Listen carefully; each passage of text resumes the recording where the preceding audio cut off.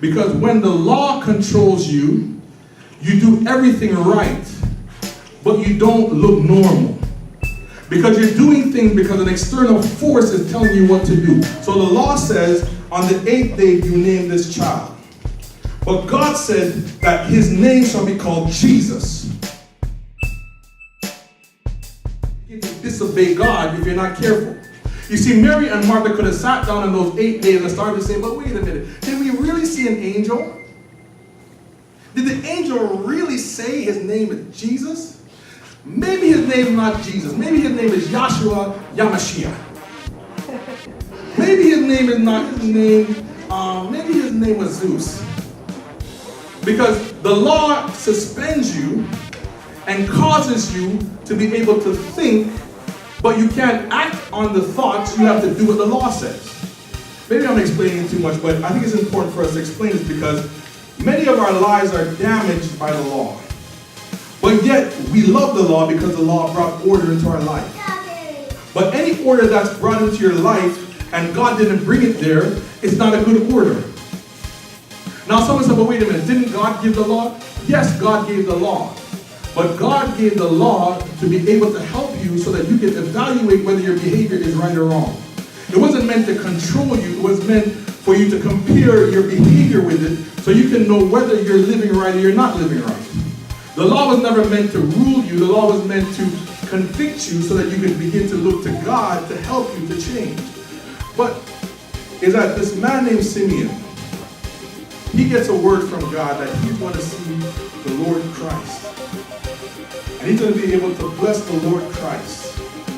So 8 days goes by from the birth, and Mary and Joseph name the child what his name should have been. They bring the child to the temple, and the child is blessed. And Simeon said that he has seen salvation.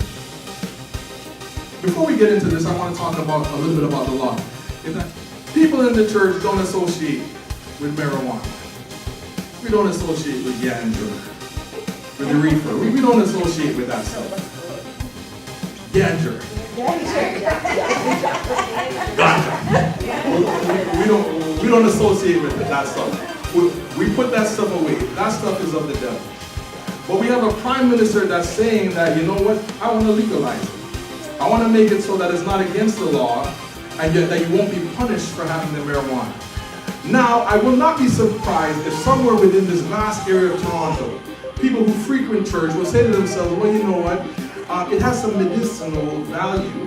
You know what, it's not bad because it's natural, it grows up from the ground. Let me go through the Bible. I don't see anything in the Bible. I don't see a verse in the Bible that says that you shouldn't smoke marijuana. Some people are, when he passes that, some people who say they follow God are going to find themselves in dispensaries and you're going to see some people smoking up because there's no longer a punishment. When the punishment was there, you would never see them there.